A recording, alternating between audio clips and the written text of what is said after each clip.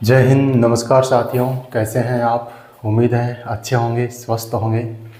साथियों, स्कूल व्याख्याता भर्ती परीक्षा 2026 एग्ज़ाम आपका जून महीने में और बहुत कम वक्त आपके पास है। इस समय आपको ज़्यादा से ज़्यादा रिवीजन पर फोकस करना है।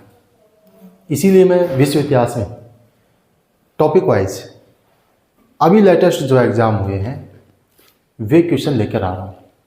असिस्टेंट प्रोफेसर 2025 दिसंबर महीने में हुआ। उससे पहले स्कूल व्याख्याता का एग्ज़ाम आपका जुलाई में हुआ। उससे पहले 2024 वाला एग्ज़ाम असिस्टेंट प्रोफेसर। इन सब में आरपीएससी किस प्रकार के क्वेश्चन पूछ रही है, इनकी अपन बात करेंगे। ठीक है। साथ ही उस क्वेश्चन के आसपास की महत्वपूर्ण चीज़ों को यहीं अपन याद करेंगे। तो एक प्रकार से ये आपके लिए रिवीजन क्लास है। आप धैर्य के साथ बने रहें। ज़रूर इस क्लास से आपको बहुत फ़ायदा होने वाला है। आप खुद देखिएगा। देखिए, विश्व इतिहास में हमारा जो पहला क्वेश्चन है, टॉपिक है प्रथम विश्व युद्ध। और प्रथम विश्व युद्ध से संबंधित क्वेश्चनों की बात करें, आरपीएससी असिस्टेंट प्रोफेसर 2024 में आया क्वेश्चन है, कौन चार बड़ों की परिषद में शामिल नहीं था? ये पूछा है कि शामिल नहीं था, ये पूछा है। ठीक है। अच्छा, अब मैं आपको बता देता हूं, जो आपका पेरिस शांति सम्मेलन हुआ, पेरिस शांति सम्मेलन,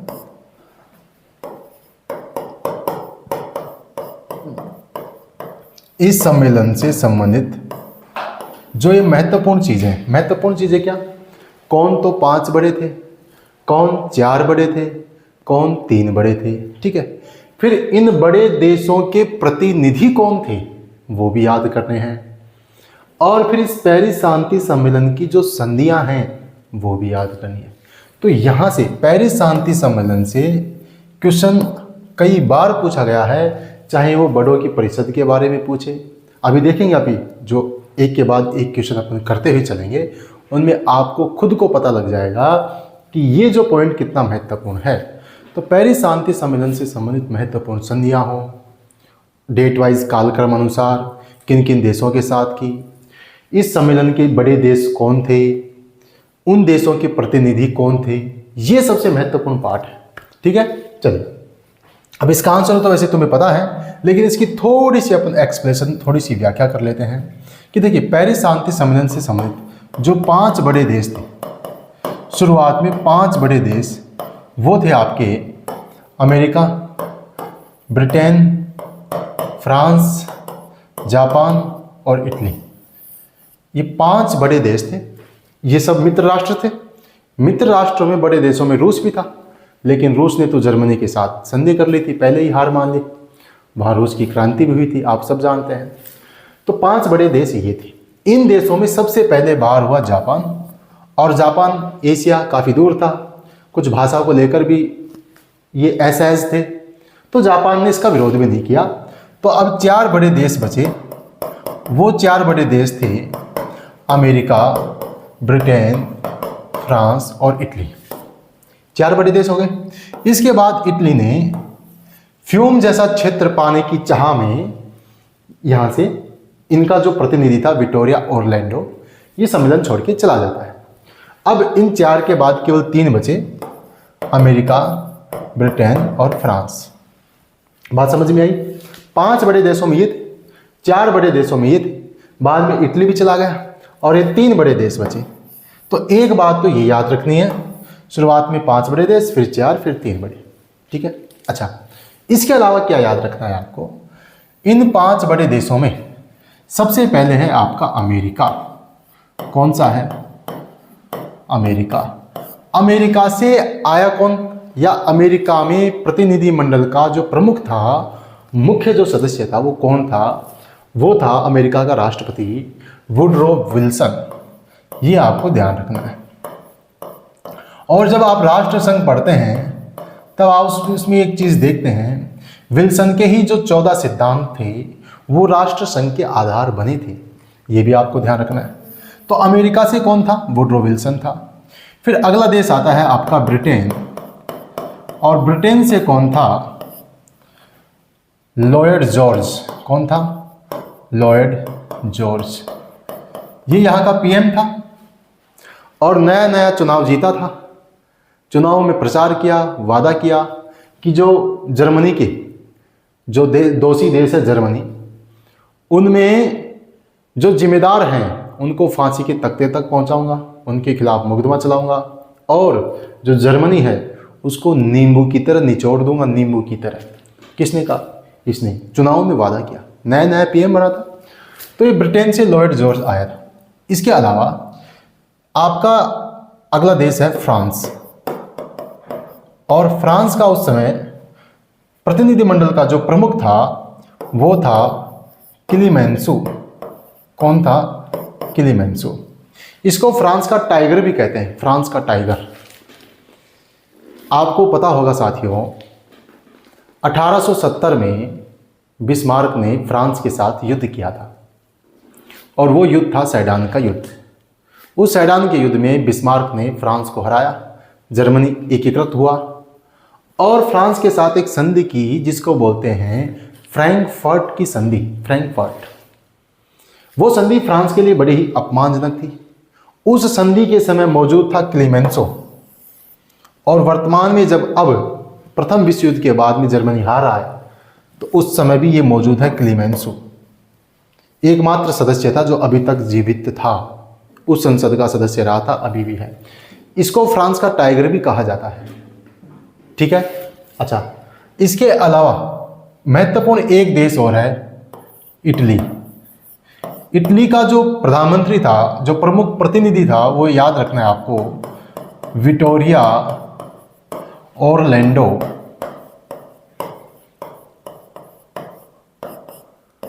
विटोरिया ओरलैंडो।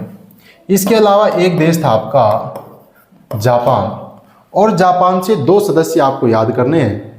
हाल ही में असिस्टेंट प्रोफेसर भर्ती परीक्षा 2025 में पूछा था जापान के दोनों सदस्य हैं।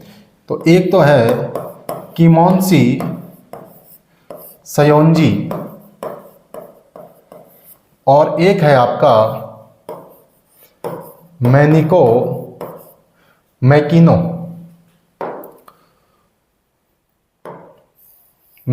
बुनी। ठीक है, मैकिनो नोबुकी। ये 2 सदस्य आपको याद करने हैं जापान से। एक तो है किमोन्शी सयोंजी और एक है मैकिनो नोबुकी। किमोन्शी सयोंजी को आप थोड़ा उल्टा याद करेंगे तो आपकी याद हो जाएगा, आप भूलोगे नहीं। सयोंजी की मौसी ऐसे याद रखो, किमोन्शी सयोंजी की जगह आप सयोंजी की मौसी याद रखो, आपकी याद होगा, आप भूलोगे नहीं। इसके अलावा मैकिनो नोबुकी, ये जापान के थे। तो ये 5 देश हो गए, अमेरिका, ब्रिटेन, फ्रांस, इटली और जापान। इनके जो प्रतिनिधिमंडल में जो प्रमुख सदस्य थे वो आपको याद रखना है। अमेरिका का वुड्रो विल्सन, ब्रिटेन का लॉयड जॉर्ज, फ्रांस का क्लीमेंसो, इटली का विटोरिया ओरलैंडो, जापान का किमोन्शी सयोंजी और मैकिनो नोबुकी। ये याद करना है, रट्टा मार देना है। ठीक है। इसके अलावा छोटे देशों में एक नाम और आपकी याद रखना है। छोटे देशों में एक देश बहुत प्रभावशाली था और उसका नाम है यूनान, और यूनान का उस समय जो प्रधानमंत्री था वो था आपका वेनिजेलास। कौन था? वेनिजेलास। बस इतना आपको कम से कम इतना तो याद करना ही करना है। यदि आपने अपने नोट्स में आपने जहाँ से पढ़ा कंटेंट में ये चीज़ें नहीं हैं तो इसका मतलब आप थोड़ा गलत पढ़ रहे हैं। ये सबसे महत्वपूर्ण चीज़ है पेरिस शांति सम्मेलन में। ठीक है। तो चलिए अपने क्वेश्चन की ओर चलते हैं। उद्देश्य केवल ये नहीं है कि मैं आपको क्वेश्चन का आंसर बता दूं, ये तो PYQ है, पेपर सॉल्यूशन किया है, लोगों ने सॉल्यूशन करवाया है, उत्तर सबको पता है। इनके आसपास की चीज़ें अपन यहाँ याद करेंगे। ठीक है। चलिए, तो इसका आंसर कौन सा हो जाएगा? 4 बड़े देशों की परिषद में कौन शामिल नहीं था भाई? अमेरिका, फ्रांस, इटली, जापान नहीं था। तो इसका आंसर हो जाएगा ऑप्शन डी। चलिए अगले क्वेश्चन की ओर बढ़ते हैं, और अगला क्वेश्चन है आपका पेरिस शांति सम्मेलन की संधियों के संबंधित। ये देखो, मैंने पहले कहा था पेरिस शांति सम्मेलन से क्वेश्चन पूछा ही पूछा जाता है। इसकी संधियों से, यहाँ बड़े देश जो आए उनसे प्रश्न पूछा जाता है। संधियों को उनकी तारीखों से मिलान करें। PYQ निकाल रहे हैं और PYQ से संबंधित सभी महत्वपूर्ण चीज़ें अपनी याद करेंगे। ये क्लास बहुत महत्वपूर्ण है आपके लिए। देखना, आपको पता लगेगा कि क्या क्या चीज़ें याद करनी है क्या नहीं, और एक प्रकार से रिवीजन होगा आपको। तुरंत यहीं पर अपन संधियाँ याद करेंगे, मतलब तुरंत यहीं पर अपन संधियाँ याद करेंगे और शानदार ट्रिक के साथ याद करेंगे। देखो प्रश्न क्या पूछा है कि निम्नलिखित संधियों को उनकी तारीखों से मिलान करें।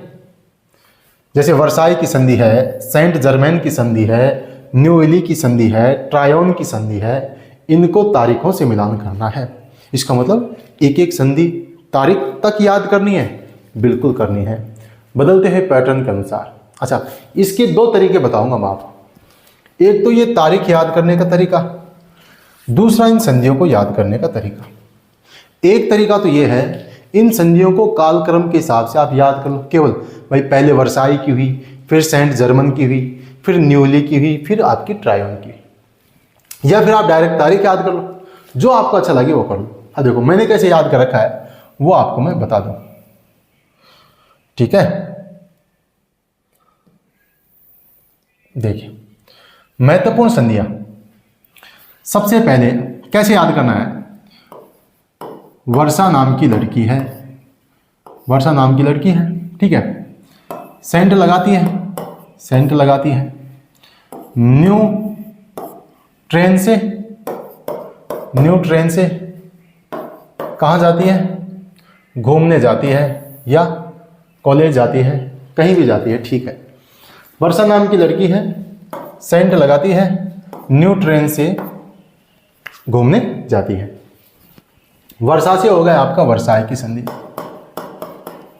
सेंट से हो गया आपका सेंट जर्मन की संधि, न्यू से हो गया आपका न्यू इली की संधि, ट्रे से हो गया आपका ट्रियानो की संधि, और से हो गया आपका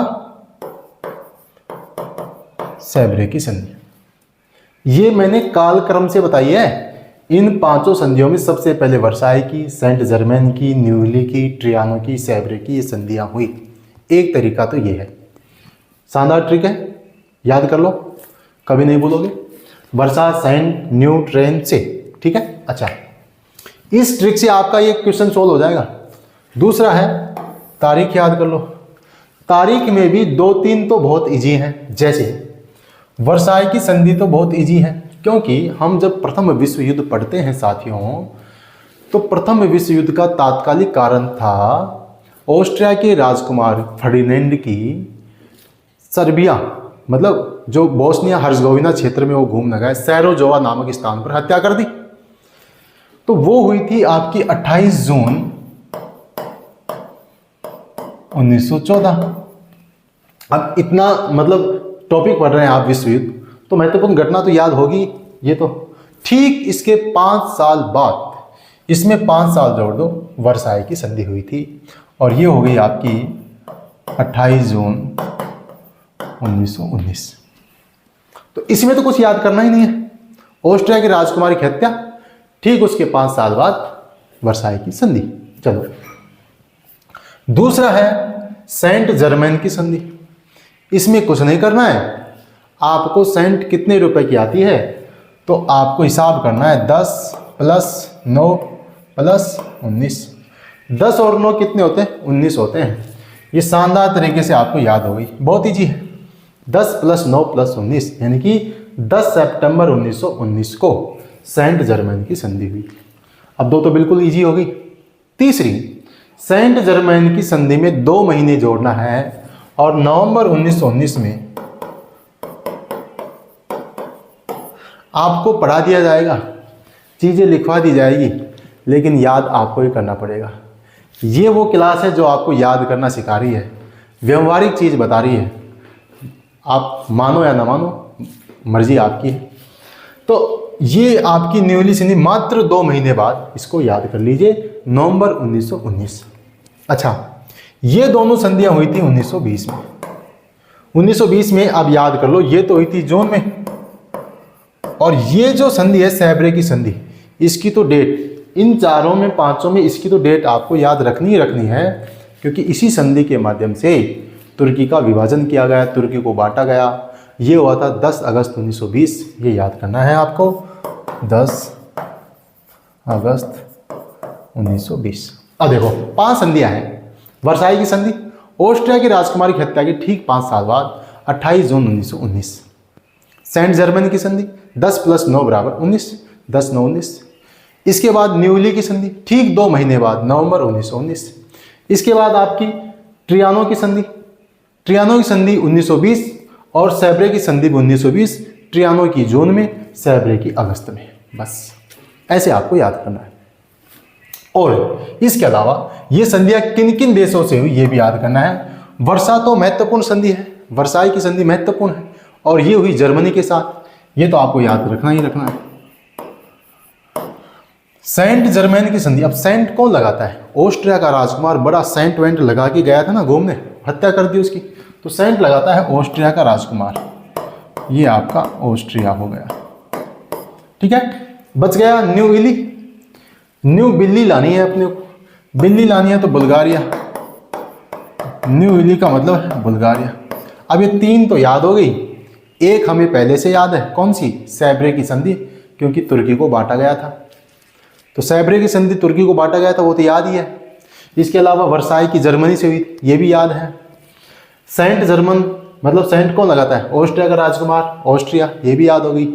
न्यू इली की संधि, न्यू बिल्ली लानी है तो बुल्गारिया।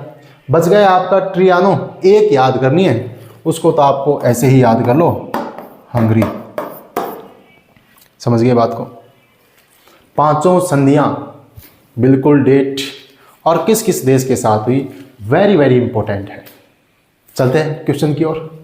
अब इस क्वेश्चन में देखो मैंने कितनी सारी बातें आपको बताई, उम्मीद है आपको चीज़ें पसंद आई होंगी, और ये सब काम की बातें हैं, ठीक है। चलो भाई मिलान करते हैं। अब आपको डेट भी याद नहीं है ना, तो ट्रिक से भी याद कर सकते हैं। वर्साई की संधि, इन चारों में सबसे पहले कौन सी हुई? वर्षा, सेंट, न्यू, ट्रेन। तो वर्साई की संधि 28 जून 1919। सेंट जर्मन 10 9 19, 10 9 19 ये रही। न्यू इली की संधि इससे 2 महीने बाद नवंबर में, और ट्रियानो की संधि आपकी हो गई 1920 में। इसका मिलान कर लो आप। ए में वर्साई की संधि, ए में 2, ए में 2, बी में 4, बी में 4, ये आपका आंसर होगा, ठीक है।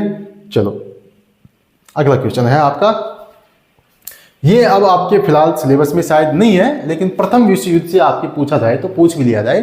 अफ्रीका का जो साम्राज्यवाद है वो आपके पाठ्यक्रम में नहीं है, लेकिन फिर भी ये प्रथम विश्व युद्ध से जुड़ा हुआ टॉपिक है, इसलिए आपके यहाँ पे दे दिया। और ये क्वेश्चन पूछा गया था आरपीएससी 2024 के एग्जाम में। प्रश्न ये है कि किस देश के शासक ने अफ्रीका में साम्राज्य स्थापित करने की योजना बनाई थी? तो ये 4 ऑप्शन आपके पास हैं, 4 ऑप्शन में देख लीजिए। तो ये था, मैं आपको बता देता हूँ, बेल्जियम का शासक था, नाम था लियोपोल्ड। क्या नाम था? लियोपोल्ड। पहला शासक था जिसने अफ्रीका में साम्राज्यवाद का मतलब चीज़ें, राज्य बसाए, जैसे कांगो का राज्य बसाया,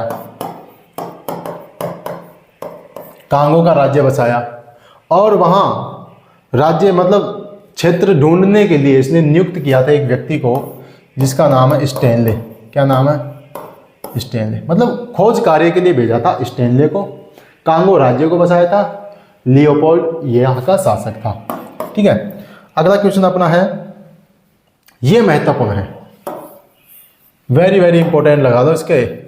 और केवल इसमें ये आपको ये भी नहीं रखना है कि सिलिफन योजना निम्न में से किस देश ने अपनाई थी, केवल देश का ही नाम याद नहीं करना है, आपको देश के अलावा पूरी डिटेल याद रखनी है, और पूरी डिटेल बहुत अच्छे ढंग से आपको समझाने जा रहा हूँ।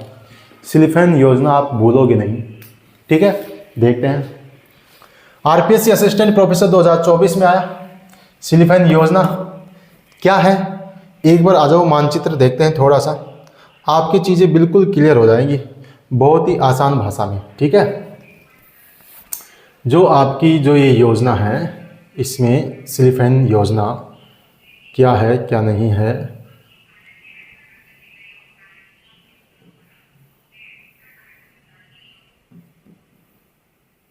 देखो यहीं से समझ में आ जाएगा ये आपकी। ये तो आपका जर्मनी है, एक मिनट, ये तो आपका जर्मनी है, ये आपका फ्रांस है, ये आपका रूस है, ठीक है, और ये ऑस्ट्रिया हंगरी, ये बाल्कन प्रायद्वीप आपका आ गया। अभी अपन सिलिफेन योजना समझ रहे हैं क्या है। देखो 1905 में जर्मनी का जो सेनापति है, जनरल है आर्मी का, उसका नाम है काउंट अल्फ्रेड स्लीफेन। समझ रहे हो मेरी बात को? काउंट अल्फ्रेड स्लीफेन यहाँ का सेनापति है 1905 में, और इसने एक योजना बनाई। योजना क्या थी कि यदि जर्मनी को भविष्य में रूस और फ्रांस दोनों तरफ से युद्ध लड़ना पड़े तो हमारी नीति क्या हो, हमारी रणनीति क्या हो, इस संबंध में एक योजना बनाई जिसको बोलते हैं स्लीफेन योजना। और ये रणनीति क्या थी?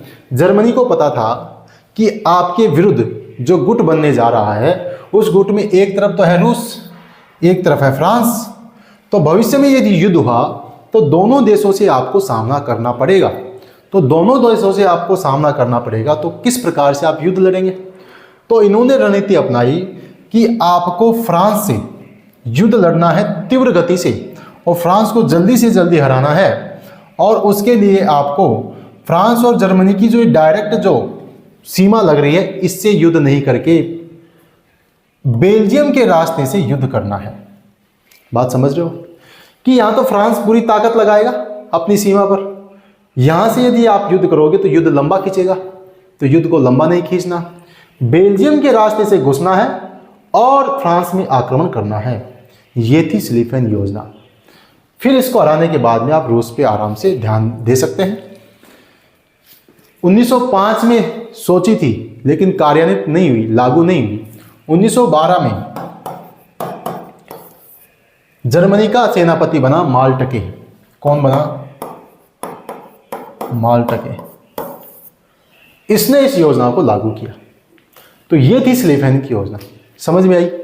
चलिए प्रश्न की ओर चलते हैं। प्रश्न तो बहुत इजी आया है, किस देश ने लागू की? तो आपने तो पूरा बायोडाटा पढ़ लिया इसका। किस देश ने लागू की भाई? जर्मनी ने लागू की। ठीक है, चलिए अगला क्वेश्चन है, वर्साई संधि की कौन सी धारा, वर्साई संधि की कौन सी धारा प्रथम विश्व युद्ध के लिए उत्तरदायी थी? मतलब वर्साई संधि की कौन सी धारा में जर्मनी को दोषी ठहराया गया, आया हुआ क्वेश्चन है, और इसका बिल्कुल सटीक आंसर है 231। यह आपको ध्यान रखना है। वर्साई संधि की कौन सी धारा? धारा 231।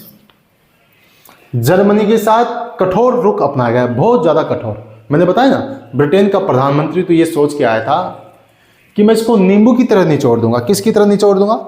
नींबू की तरह निचोड़ दूंगा इसको। अब देखो,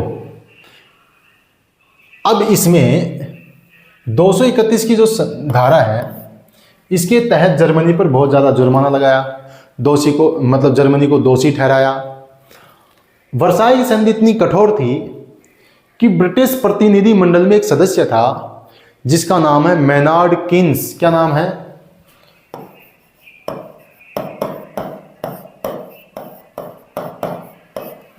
जॉन मेनार्ड किन्स। ये जो प्रतिनिधि मंडल था ब्रिटिश, जिसका प्रमुख था लॉर्ड जॉर्ज, उसी के साथ था मेनार्ड किन्स। इस मेनार्ड किन्स ने प्रतिनिधि मंडल से इस्तीफा दे दिया इस कारण कि वर्साई की संधि बहुत कठोर है और ये नाइंसाफी है बोला। इसने इस्तीफा दे दिया और उसने इस संधि को कार्थेजेनियन शांति कहा। अब ये समझना ये क्या होती है, कार्थेजेनियन शांति। प्रश्न आएगा कि वर्साई की संधि की कठोरता के कारण उसको किसने कार्थेजेनियन शांति कहा? तो क्या नाम आएगा? Maynard Keynes. एक प्रश्न आएगा कि पेरिस शांति सम्मेलन में ब्रिटिश प्रतिनिधि मंडल के किस सदस्य ने वर्साई संधि की कठोरता के कारण इस्तीफा दे दिया? तो वो है मेनार्ड किन्स। अब ये कार्थेजेनियन शांति क्या होती है साथियों? देखो, प्राचीन काल में रोम ने आक्रमण किया कार्थेज पे। किस पे आक्रमण किया? कार्थेज पे। और कार्थेज पे आक्रमण करके इसको बुरी तरह तहस नहस कर दिया, इसका समूल उन्मूलन कर दिया। ठीक इसी का उदाहरण देते हुए मेनार्ड किन्स ने कहा कि ये कार्थेजेनियन शांति है। इसको कार्थेजेनियन शांति की संज्ञा दी। इसका उदाहरण देते, जिस प्रकार से रोम ने कार्थेज को कुचला था, उसका समूल नाश किया था, वैसे ही आप जर्मनी का समूल नाश कर रहे हैं। किसने कहा? मेनार्ड किन्स ने। ये आपको याद रखना है। चलिए, अगला प्रश्न है आपका, संस्कृत विभाग 2024 असिस्टेंट प्रोफेसर में पूछा गया था। प्रथम विश्व युद्ध से संबंधित क्वेश्चन है ये। ठीक है साथियों, देखते हैं। कौन सा सुमेलित नहीं है, ये पूछा है। कौन सा सुमेलित नहीं है? ये संधियां मैंने आपको अच्छे से याद करवा दी। न्यू दिल्ली की संधि किसके साथ हुई? बुल्गारिया के साथ। सैब्रे की संधि किसके साथ हुई? टर्की के साथ, तुर्की के साथ हुई थी। कब हुई थी? 10 अगस्त 1920 को हुई थी सर। ये अच्छे से याद रखना है। ट्रियानो की संधि, हंगरी बिल्कुल सही है। सेंट जर्मनी, सेंट कौन लगाता है भाई? ऑस्ट्रिया का राजकुमार लगाता है। ये तो मैंने आपको याद करवा दी। तो इसका सही आंसर हो जाएगा ऑप्शन बी। चलिए, अगला क्वेश्चन है हमारा, 7 जनवरी 1919 में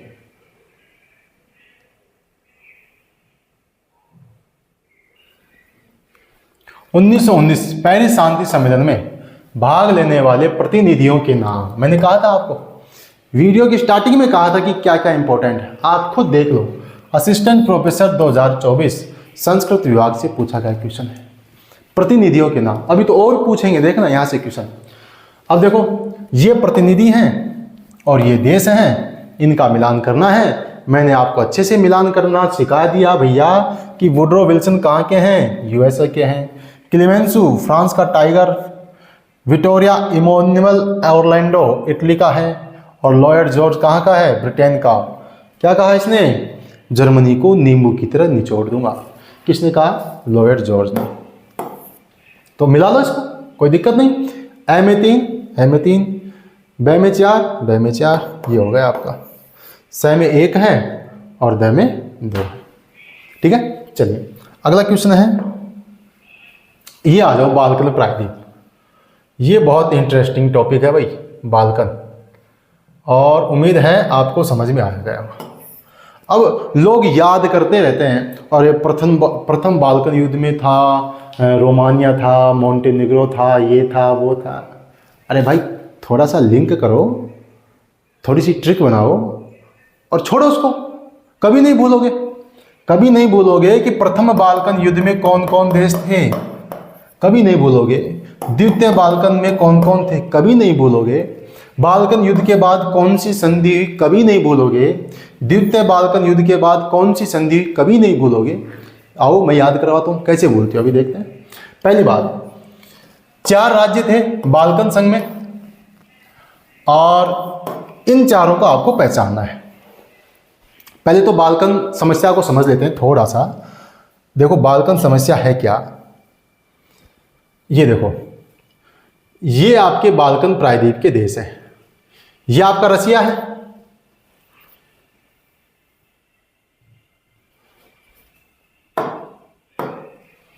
ये आपका जर्मनी है, ये आपका रसिया है, ये आपका फ्रांस है, यहां पे ऑस्ट्रिया हंगरी है। ठीक है, प्रथम विश्व युद्ध के पहले ये दोनों एक थे, एक ही इतना बड़ा साम्राज्य था। युद्ध के बाद इसको अलग अलग कर दिया गया। अब देखना, ये जो क्षेत्र है ये है बाल्कन प्रायद्वीप का क्षेत्र, और ये है यहां पे ओटोमन एम्पायर।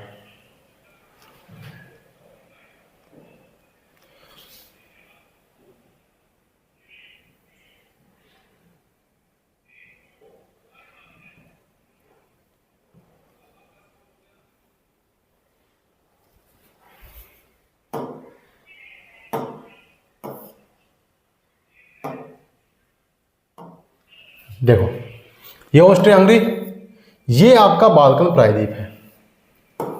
ये कभी ओटोमन तुर्क साम्राज्य का हिस्सा हुआ करता था, लेकिन जब ओटोमन एम्पायर कमजोर पड़ा तो ये क्षेत्र आपस में स्वतंत्र राज्य हो गए। सर्बिया, रोमानिया, बुल्गारिया, ग्रीस, यूनान, अल्बानिया, मोंटेनिग्रो, ये सब अलग अलग स्वतंत्र राज्य हो गए। और ये किसकी सीमा पर है? रूस की सीमा पर, ऑस्ट्रिया की सीमा पर। और ये ताकतवर देश हैं। जब कोई कमज़ोर होता है तो ताकतवर देश इधर क्या करते हैं? अपनी सीमा का प्रसार करते हैं। रूस भी यहाँ अपना प्रभाव जमाना चाहता है, ऑस्ट्रिया भी जमाना चाहता है, और ये सब तुर्की को कमज़ोर करके इसे छीनना चाहते हैं। तो इस बाल्कन प्रायद्वीप में रूस और ऑस्ट्रिया के आपस में हित टकराते हैं। इस विशेषकर इन क्षेत्र के लिए इन दोनों में आपस में प्रतिद्वंदिता है।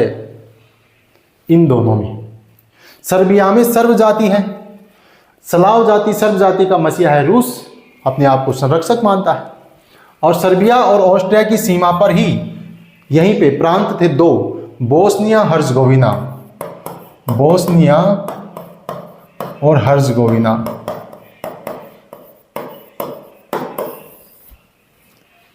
इन दोनों क्षेत्रों को 1878 बर्लिन सम्मेलन में बिस्मार्क ने, अब वो बहुत लंबी चीज़ हो जाएगी, उसने ऑस्ट्रिया को सौंप दिए थे प्रशासनिक अधिकार के तौर पर। इनको 1908 में ऑस्ट्रिया ने अपने राज्य में मिला लिया, और 1908 में मिलाने के बाद ही सर्बिया और ऑस्ट्रिया की आपस में परमानेंट दुश्मनी हो गई।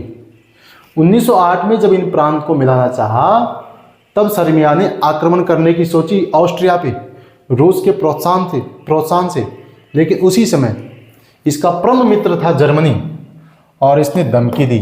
जर्मनी ने क्या किया? धमकी दी, बोला यदि मेरे महान मित्र को तलवार खींचनी पड़ी तो एक चमकते हुए कवच वाला वीर उसके साथ दिखाई देगा। धमकी दी उसको, किसको? ऑस्ट्रिया को। फिर ऑस्ट्रिया रुका। तो यहां से शुरू होती है बाल्कन प्रायद्वीप की समस्या। अब देखते हैं इसको थोड़ा सा, सारे युद्धों को कि प्रथम बाल्कन युद्ध कब हुआ और उनकी जो संधियां थी उनको याद करने की कोशिश करते हैं। देखो 5 मिनट का टाइम लगेगा, लेकिन आपकी चीजें याद हो जाएंगी। पहले तो करते हैं बाल्कन संघ।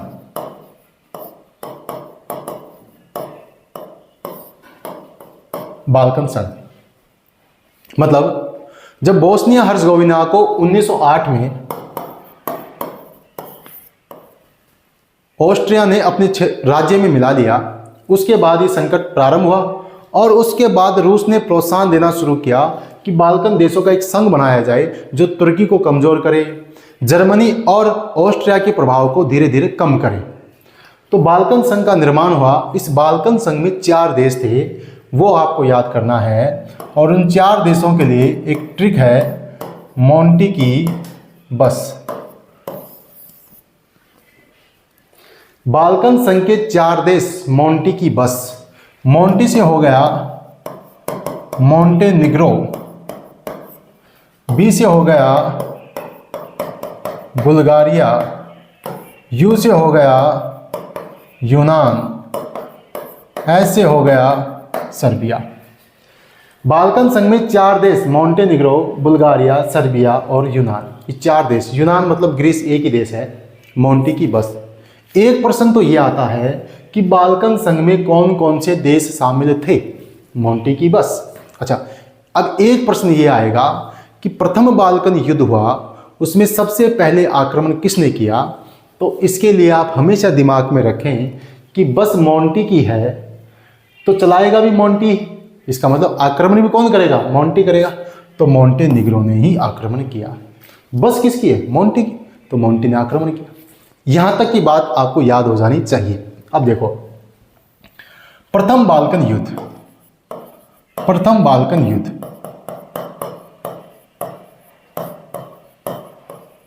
पहले तो आपको ये याद रखना है, ये 1912 में हुआ। 1912-13 1912 में प्रथम बाल्कन युद्ध हुआ।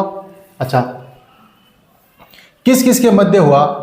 इन 4 देशों ने मिलकर तुर्की पे आक्रमण कर दिया। तो मोंटी की बस वर्सेस तुर्की, ये आपका प्रथम बाल्कन युद्ध हुआ। मोंटी की बस वर्सेस तुर्की, ये पहला बाल्कन युद्ध हुआ तुर्की के खिलाफ। तुर्की के कई क्षेत्रों को इन्होंने छीन लिया, जीत गए, तुर्की हार गया। अब जब छोटे छोटे देश लड़ते हैं तो बड़े देश पटेलाई करते हैं, पंचायत करते हैं।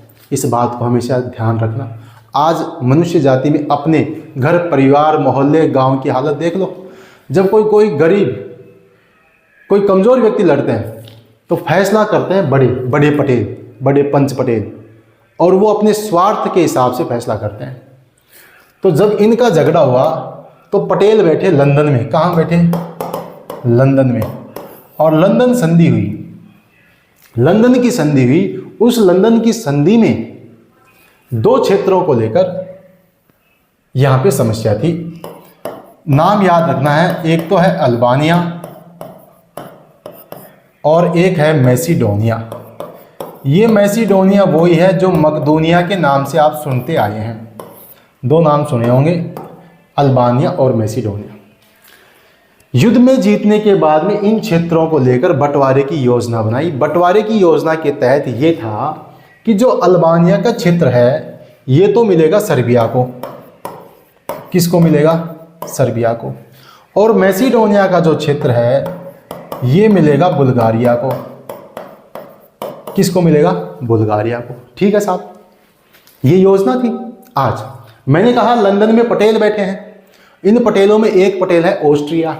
कौन है? ऑस्ट्रिया। और इस ऑस्ट्रिया की सीमा पे है सर्बिया। और सर्बिया यदि अल्बानिया ले लेता है तो सर्बिया तो बहुत विस्तृत राज्य हो जाएगा, उसका क्षेत्रफल तो बहुत बड़ा हो जाएगा और अपनी सीमा पर शक्तिशाली राज्य नहीं होना चाहिए। तो ऑस्ट्रिया ने इसका विरोध किया, बोला अल्बानिया को तो स्वतंत्र रखो। अल्बानिया को क्या रखो? स्वतंत्र रखो। बोला किसी को नहीं देना इसको।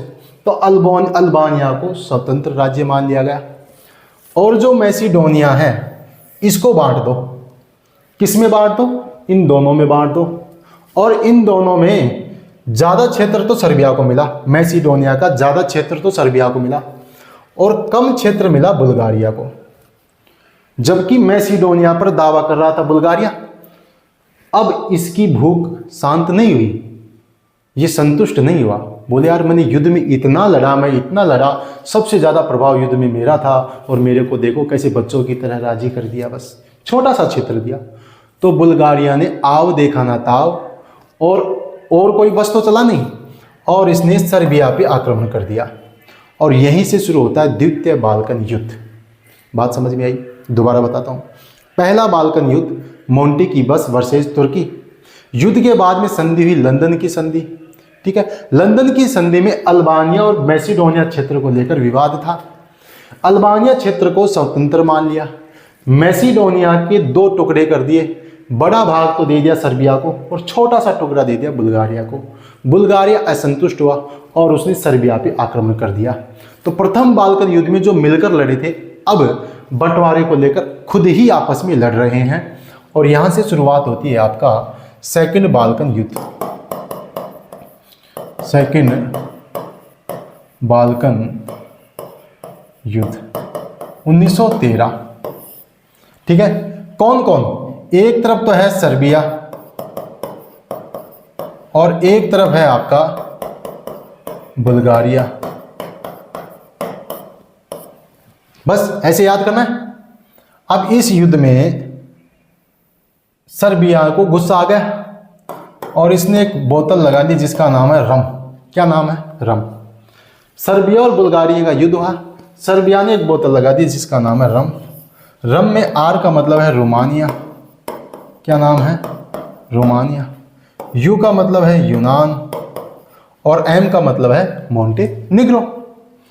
तो द्वितीय बाल्कन युद्ध में इन देशों ने हिस्सा लिया था, ये याद रखना है, भूलना नहीं है। वहां तो था मोंटी की बस और इधर है सर्बिया की रम। ये तो है पहला, ये है दूसरा, ये याद रखना है। और जब रम की बोतल पीते हैं तो अच्छे अच्छे लोगों का क्या उतर जाता है? बुखार उतर जाता है। और इस युद्ध के बाद में संधि हुई बुखारेस्ट की संधि। कौन सी संधि? बुखारेस्ट की संधि। मज़ा आया क्या? याद हुआ क्या? ट्रिक शानदार है। दूसरे युद्ध में सर्बिया और बुल्गारिया का युद्ध हुआ। सर्बिया ने रम मतलब सर्बिया का साथ दिया इसने, और रम पीने से बुखार उतर जाता है, संधि हुई बुखारेस्ट की संधि। प्रश्न आता है, पहला बाल्कन युद्ध संधि कौन सी? लंदन। दूसरा बाल्कन युद्ध संधि कौन सी? बुखारेस्ट की संधि। ठीक है, इसमें रम है, उसमें बस है। और इस युद्ध में आपको मैं बता दूं, इनके साथ तुर्की भी शामिल हो गया था बाद में, फायदा लेकर। भाई आपस में लड़ रहे हैं ना, तो तुर्की भी इनकी तरफ शामिल हो गया था। ठीक है, ये थी आपकी बाल्कन समस्या। उम्मीद है याद हुआ होगा। देखते हैं आपका जो क्वेश्चन है उसकी तरफ चलते हैं। क्वेश्चन है ये। अब जिस हिसाब से आपने पढ़ा है उस हिसाब से क्वेश्चन का लेवल तो कुछ भी नहीं है। क्वेश्चन तो बहुत इजी है। देखो, 4 राज्यों में बाल्कन संघ की स्थापना की थी। बाल्कन प्रायद्वीप के किन 4 राज्यों ने? यूनान है, सर्बिया है, बुल्गारिया है, मोंटेनिग्रो है। Option A. बहुत इजी है। देखो अगला क्वेश्चन, ये देखो, अब ये आपको याद करना है, ये भी इंपॉर्टेंट है। साइकस-पिकोट समझौता किससे संबंधित है? प्रश्न ये पूछा किससे संबंधित है। अब इसमें जो साइकस है ना, ये तो है ब्रिटेन का, और पिकोट है फ्रांस का। दोनों के मध्य समझौता हुआ अरब प्रायद्वीप को, अरब देशों को बांटने के लिए। तो अरब देशों को बांटना है तो कहाँ है भाई? ये रहा तुम्हारा ओटोमन साम्राज्य का विभाजन। इसको लेकर, इसकी व्यवस्था को लेकर इन्होंने समझौता किया। कब किया? ये वेरी इंपॉर्टेंट है, 1916 में। 1916 में फ्रांस के पिकोट और ब्रिटेन के साइकस के मध्य अरब प्रायद्वीप के देशों को बांटने के लिए एक समझौता हुआ, जिसको बोलते हैं साइकस पिकोट समझौता। आया हुआ क्वेश्चन है, स्कूल व्याख्याता 2025 में, पिछली भर्ती में आया हुआ क्वेश्चन है। अगला देखो, ये भी स्कूल व्याख्याता 2025 में आया हुआ क्वेश्चन है। ये भी आपको अच्छे से याद करना है। युद्ध की घोषणाओं का कालक्रम अनुसार 2025 में आया है। प्रथम विश्व युद्ध शुरू हुआ, तो युद्ध का कालक्रम मतलब शुरुआत, पहला युद्ध ऑस्ट्रिया ने सर्बिया पे आक्रमण कब किया, जर्मनी ने रूस पे आक्रमण कब किया, फ्रांस पे कब किया, बेल्जियम पे कब किया, इंग्लैंड पे कब किया, या इंग्लैंड ने कब किया, जापान ने जर्मनी पे कब किया। ये तो आपको सीक्वेंस ही याद होना चाहिए। देखो, 28 जुलाई 1914 को ऑस्ट्रिया ने किस पे हमला कर दिया? सर्बिया पे। 1 अगस्त को जर्मनी ने किस पे हमला कर दिया? रूस पे। 3 अगस्त को जर्मनी ने किस पे हमला किया? फ्रांस पे।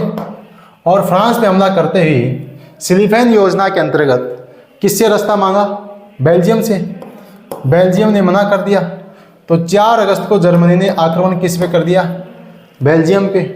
जैसे ही बेल्जियम पे आक्रमण किया तो इंग्लैंड को आना पड़ा, क्योंकि इंग्लैंड और बेल्जियम की 1839 ईस्वी में एक संधि हुई थी, एक समझौता हुआ था, जिसके तहत तटस्थ बेल्जियम पर यदि कोई देश आक्रमण करेगा तो इंग्लैंड उसकी रक्षा करेगा। तो 4 अगस्त को ही ब्रिटेन ने धावा बोल दिया जर्मनी पे। ठीक है, और 23 अगस्त को जापान ने किस पे हमला बोल दिया भाई? जर्मनी पे। ये आपको याद करना है। ये लो, सीक्वेंस याद करना है।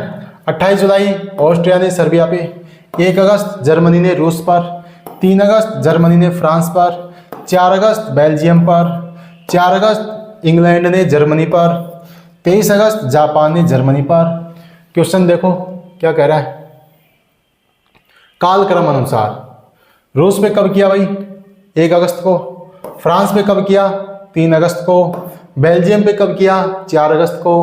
ए बी सी आपका आंसर। कितना इजी है ये।